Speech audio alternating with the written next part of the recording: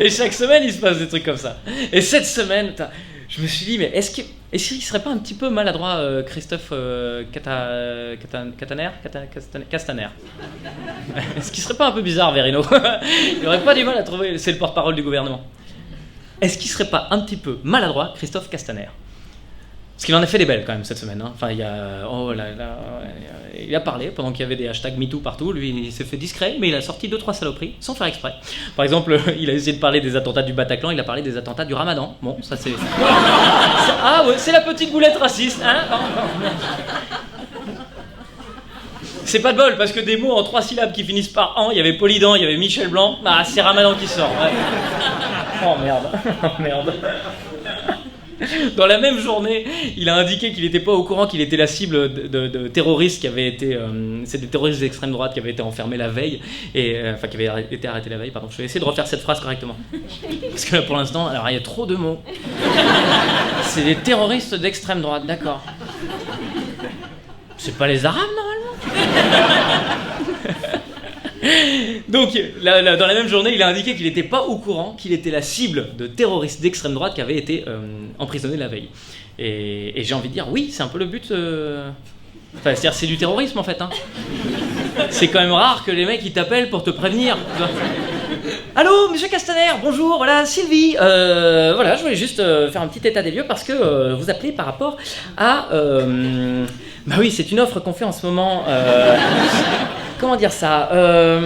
C'est une offre ciblée et je voulais être sûr que ça convienne exactement à ce dont vous avez besoin.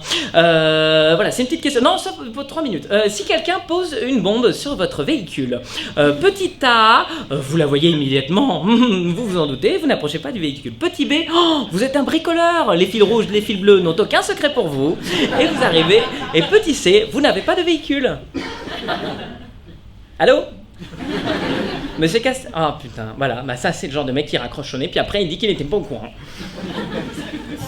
Quelqu'un a le numéro de Mélenchon? Il était sur la liste aussi, Mélenchon. Et le meilleur qu'il ait fait, c'est lundi où il a expliqué qu'en fait... ça c'était très très beau. Il a expliqué qu'en fait, le chômage ne servait pas à partir en vacances pendant 2 ans. D'accord, c'était vraiment utile de... Enfin, c'est-à-dire quelqu'un avait un doute? Parce que moi quand j'ai vu ça, ils ont augmenté les chiffres ou... Il y a plus d'argent maintenant? Cela dit, oui c'est vrai, effectivement, avec les allocations de chômage, tu peux partir en vacances pendant 2 ans, mais bon, faut pas être trop exigeant, quoi. Tu vois. Écoute, oh là là, j'ai trouvé un bidonville extraordinaire. Tu prends ton carton, ton sac de couchage, c'est parti pour 2 ans de kiff, mon pote, dans la décharge à côté de chez toi. Oh, je me demande pourquoi je me faisais chier à bosser, dis donc, hein. Ah non, vraiment. Oh, qu'est-ce que je suis bien depuis que je suis chômeur. Oh. Et une fois n'est pas coutume, je voudrais juste dire un truc positif du gouvernement. Parce que je me suis rendu compte qu'en fait, cette semaine, j'ai pensé quelque chose de positif. C'est la première fois. C'est le ministre de l'Éducation qui a dit qu'il fallait revoir la manière d'enseigner les maths. Ouais, ils ont noté ça parce que l'année dernière, en fait, il y avait eu un test à l'échelle européenne au niveau des CM1 et ils se sont rendus compte qu'en fait, les Français étaient les derniers en mathématiques. Enfin, ils n'étaient pas les derniers, mais il y avait Chypre derrière.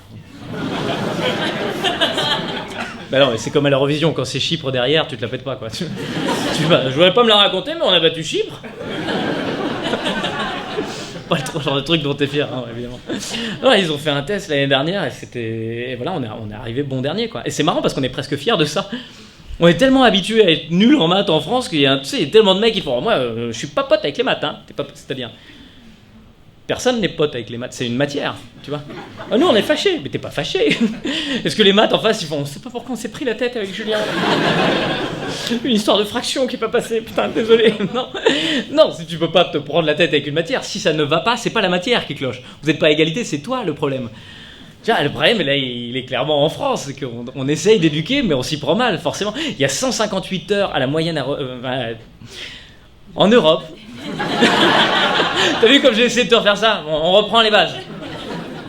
En Europe, la moyenne d'heures de cours pour un enfant de CM1, c'est 158 heures en mathématiques. Et en France, c'est 193 heures. Et on est quand même nuls. C'est-à-dire, ça fait des années que la seule solution qui se dit, c'est faut qu'on en fasse plus. Hein. Ça marche pas, mais faut forcer. Ça va rentrer. C'est vraiment ce truc de bourrin, c'est comme t'es dans ta bagnole, y a pas d'essence, mais tu dis ça va démarrer. Non, y a pas d'essence. Ça ne va pas démarrer. Faut s'organiser, faut trouver un moyen d'éduquer correctement. Je suis sûr, même l'éducation nationale elle est perdue. Hein. Ah, c'est certain, ils ont reçu les chiffres, ils ont fait oh putain la vache. Ah ouais, non, il y a un problème là, regarde. Bah clairement, il y a quand même un enfant sur. Attends, un enfant sur. Non, alors c'est en pourcentage. Du coup, c'est 0,0.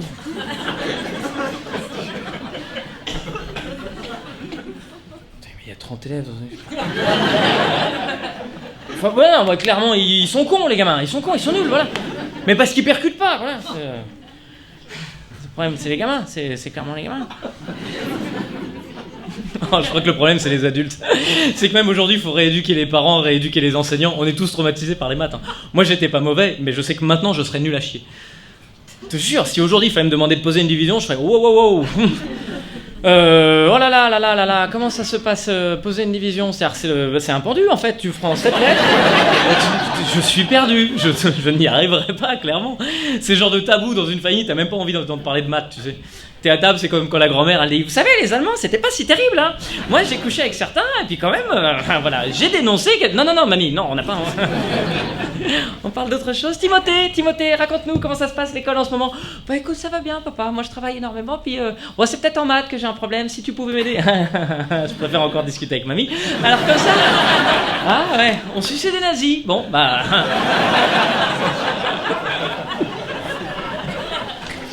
C'est une bonne blague, hein. Ah, j'ai un autre truc qui m'est arrivé cette semaine.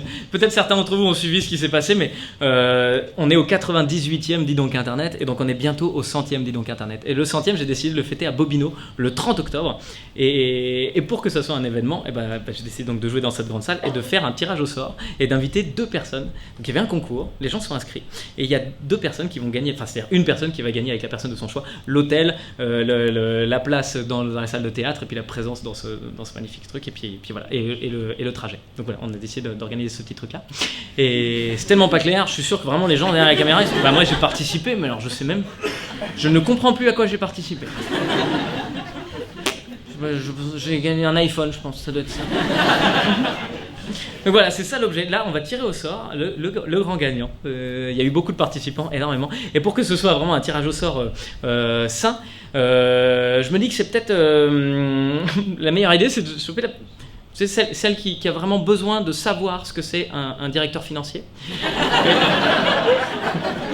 Si ça te fait pas peur de venir tirer au sort, est-ce que ça te tente de venir monter sur scène? Maman, il me parle. Ça tente ou pas? En fait, j'ai décidé. Donc je t'explique. Je réexplique le truc parce que c'est pas très clair. On ne te voit pas là, on est à contre-jour là. Ah ouais, merci. Tu regardes pas. Je suis pas si con. Je sais que c'était trop drôle. Pardon, merci. Putain, le comédien qui se rend même pas compte. Pourquoi on me voit pas? Et t'es à contre-jour. Je suis en contre-jour de quoi? Il y a Netflix. C'est gentil d'aider, mais je vois pas quand même. Donc en fait, j'ai organisé un concours dans lequel il y a les gens qui me suivent sur YouTube peuvent s'inscrire, elles sont inscrites et dedans il va y avoir un gagnant qui va tirer les démerdez-vous. En gros, il faut quelqu'un pour mettre la main dans le panier et puis sortir un autre gagnant. Ça tente? Ouais? Cool. Alors bouge pas, c'est moi qui vais venir. Yeah, merci. Voilà, vous voyez les participants. Hein. C'est 157 fois le même nom, vous faites pas chier. C'est le pire fils de pute du monde. Tiens, tu vas se tirer là-dedans. Un seul.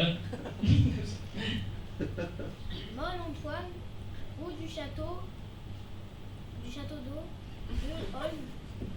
Tu fais super bien. C'est que tout le monde dirait qu'on se fout. Il se fout de sa gueule. C'est que moi j'ai un enfant du même âge qui est en train d'apprendre à lire et il galère, mon pote. Ah ouais, je pense qu'il est dyslexique de mots. J'ai dit dyslexique. Je me demande d'où vient le problème. Regarde, attends, moi le seul truc qui m'intéresse c'est savoir d'où vient parce que ça va me coûter un cul si jamais. Belgique. Ah